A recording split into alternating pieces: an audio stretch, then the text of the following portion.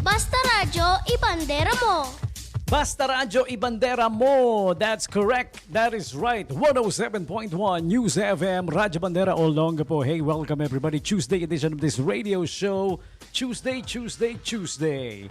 Me oh my, what is happening sa ating mga kabataan ngayon? Have you guys seen the video? Yung female student who's in the 8th grade or equivalent to second year high school, no? Sinugod niya yung room full of grade 5 students at Mariosep pinagsasaksak. Ayun. Nakita mo yun, DJ Giselle? Oo. Ano ba yung pinasaksak niya? Kutsilyo ba? Ballpen? Lapis? Hindi mo nabasa yung ano, no? Hindi kasi gano'ng makita kung hawak niya, no? Pero duguan yung mga bata, eh. Di ba? Lalo na yung nasa corner na lalaki na puruan niya yata, no? Yan. Pero buti awa ng Diyos, wala namang namatay yata, no? Nakakaawa yung mga bata. Anong nangyari sa kanya? Sinapian ba siya ng masamang espiritu? Sinapian ba ng demonyo ba? Demonyo. Ba't ganun, no? May mga Mariosep. Well, we don't know we don't know yet for sure kung ano yung nangyari sa kanya, ba't niya nagawa yun. Pero karimari-mari, magagawa mo ba yun sa mga bata na that are like grade 5? Grade 5, ano yan eh? 10 years old, 11 years old lang yan eh. Di ba? Nakakadurog ng puso na nakikita mo yung mga bata sinugod, pinagsasaksak. Oh, tapos yung mga comment naman na syusyunga. Nanggigigil ka na nga sa nangyari. Manggigigil ka pa doon sa mga kumo-comment. Sabi ng mga kumo-comment, ba't hinayaan nila? Ba't di nila pinagtulungan? Ang dami nila. Sus Marios. Grade 5 lang po yung mga yun.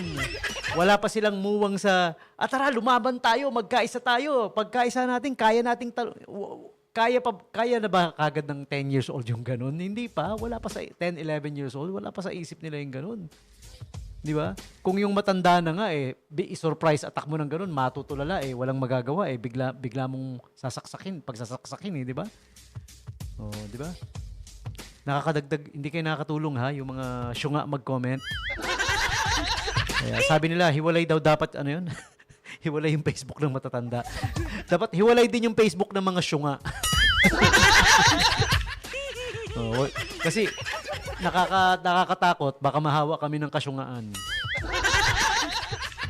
Oh, nanggigil ako Meron pa sabing gano'n, no? Parang tanga yung mga kaklase niya, tiningnan lang. Pwede na nilang sugurin.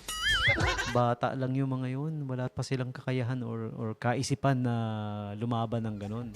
Yung ganyang edad, pinoprotektahan pa nating mga magulang yan. In fact, even nga yung nanaksak, dapat ewan ko ba't nasa ganung stage na yung pag-iisip niya Di ba? Ang second year high school is just 14 years old lang yan. Di ba? 14 lang, Mariosep. Pero, well, being 14, she has the advantage over doon sa mga grade 5 students, no? Nakakaawa yung mga bata, no? Grabe. Alam mo sa Texas, doon sa amin sa States, kapag may kamag-anak kang ganyan ang ginawa, halimbawa kamag-anak mo, anak mo 'yon at natsyempuhan mo, mabaril mo o masaksak mo rin, hindi ka mananagot Oh, justified sa kanila 'yun Di ba? Anak mo 'yun Sinasaksak, anong gagawin mo? Alangan tingnan mo lang. Di ba? Hindi ko siya pwedeng saktan. May batas tayo dyan.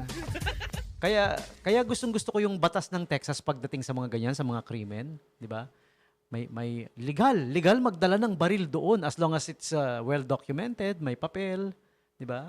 Kaya walang loloko-loko doon di ba? Sabi nga narinig ko kay yung isang stand-up comedian na taga doon, sabi niya, you kill one of us, we will kill you back. Yun, ganun sa Texas. Di ba? Dito kasi, wala yan. Luwag natin masyado no? Tinanggal pa nga natin yung death penalty Di ba?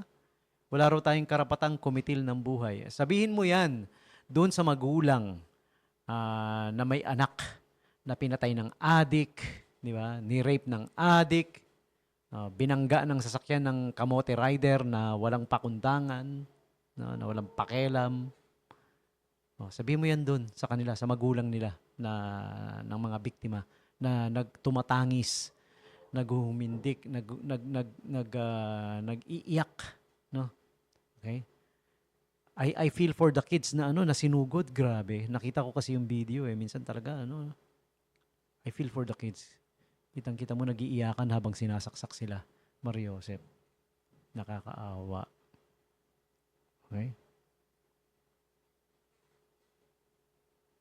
Ay, well, it is what it is. Oh, yan na. Yan yung panimula natin. Panimula kasi natin lagi, latest news and updates, balitaan. Sorry, yan yung laman ng mga balita Yan ang nandoon Yan ang nilalaman no? Yan, okay. Pero moving on, we have our holidays and observances, of course, for June 23, 2026. June 23 na. Wow, matatapos na yung 6th month, pang-anim. O, pagdating ng 7th month, officially half na. We are halfway 2026. O, di ba? Matatapos na yung first half. Second half na tayo, July 1. Wow, ang bilis ng panahon. And June 23 is the United Nations Public Service Day. The UN Public Service Day was designated by the United Nations General Assembly Resolution ARES 57277, adopted December 20th back in 2002. Oh, matagal na pala ang United Nations Public Service Day. Those who work in the government, yan, you guys, kagaya ko, I work for the SBMA. Tayo ang mga nasa public service. Serbisyo publiko, ayan. Importante po ang pagpoprotekta ng dangal, ng pangalan, ng karangalan ng serbisyo publiko. Ayan, na hindi dapat nababahiran. Kung isa kang leader sa serbisyo publiko, wala ka dapat kinikilingan. Oo. Hindi yung, kunyari, may dalawa kang tao, nag-aaway. Yung isa nagmamalasakit. Gusto niyang ilabas, ipaalam sa lahat ang pandurugas sa gobyerno, sa pondo ng gobyerno. Pero kumpare mo yung nandurugas, kakampihan mo yung mandurugas, I'm not gonna delve deep into that, whatever you have against him, ha? Mali yun, hindi tama yung ganun, ha? Kailangan, kung leader ka sa public service, dapat patas ka. Tsaka kikilingan mo yung nagmamalasakit, yung gumagawa ng tama. Okay? Hindi yung porket kumpare mo, kikilingan mo yung siraulong nangungupit, nanduduga sa pondo ng gobyerno, mga public servant kayo, nakakahiya.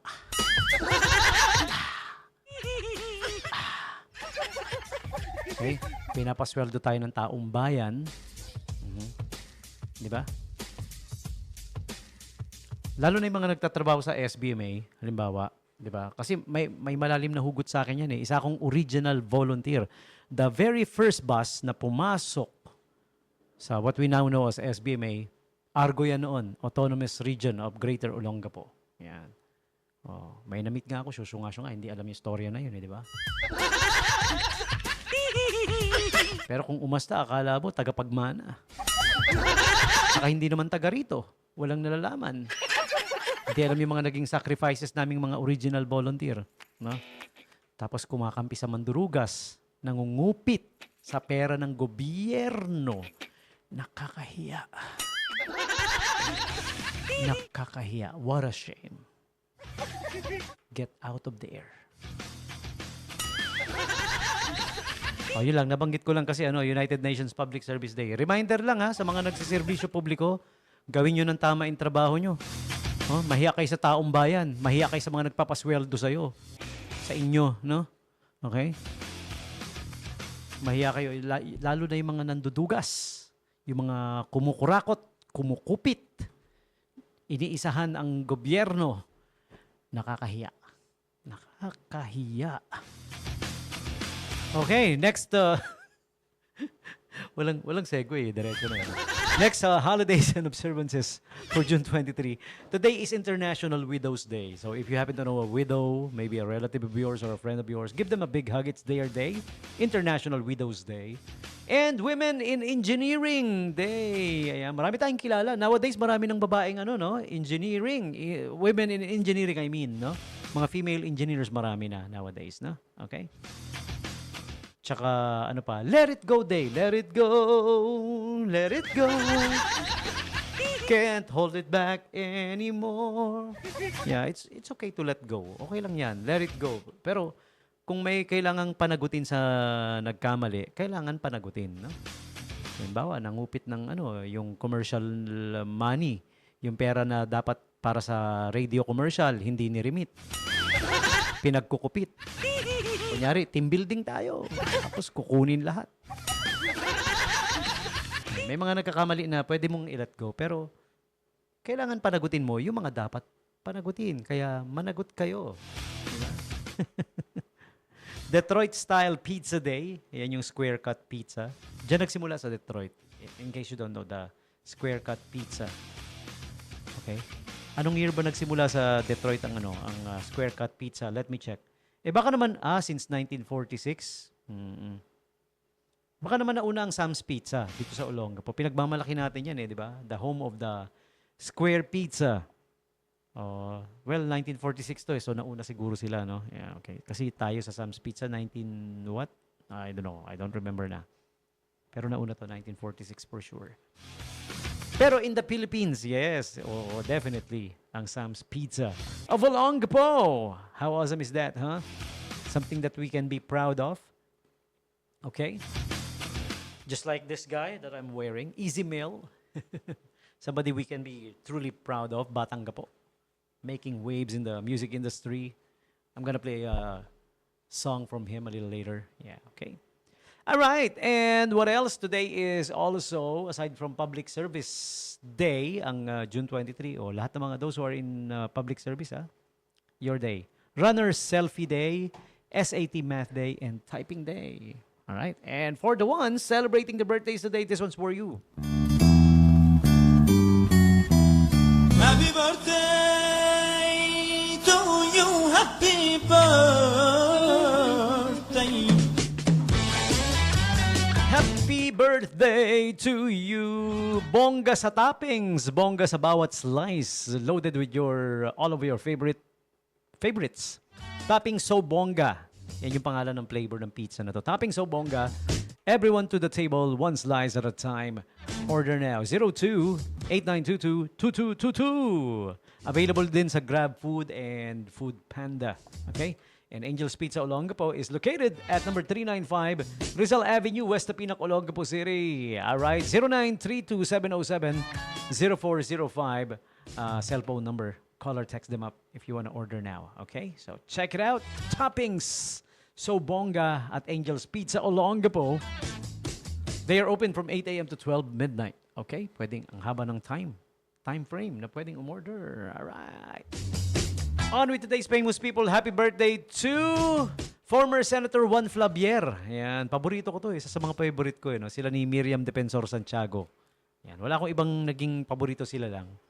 Number 1, Miriam. Number 2, Juan Flavier. June 23, 1935, Enrico Villanueva of the PBA. They call him the Enforcer. June 23, 1980.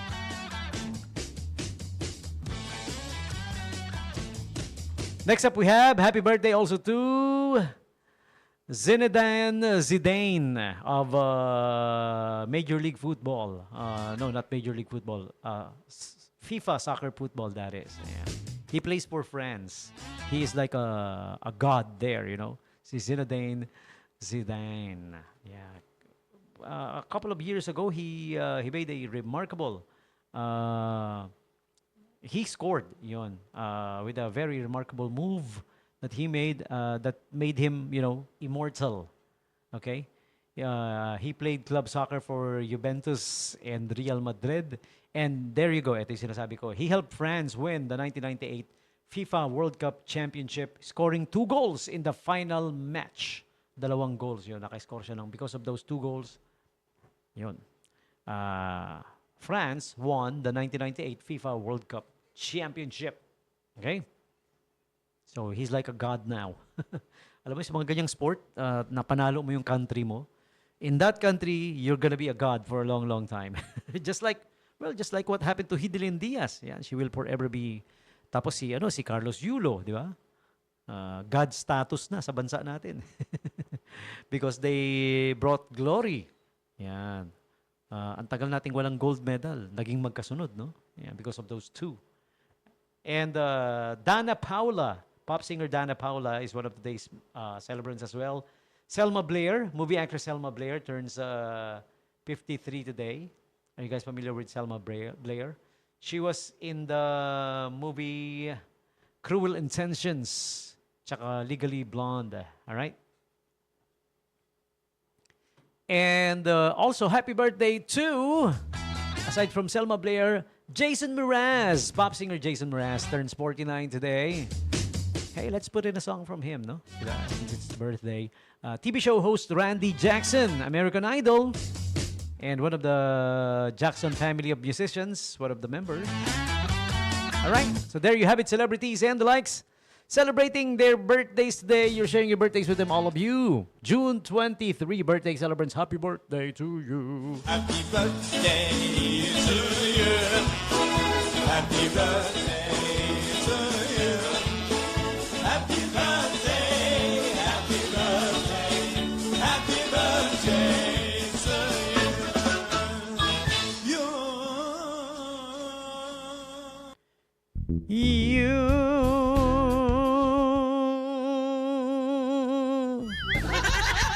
Now, your turn. You guys tell me who's celebrating the birthdays today, huh?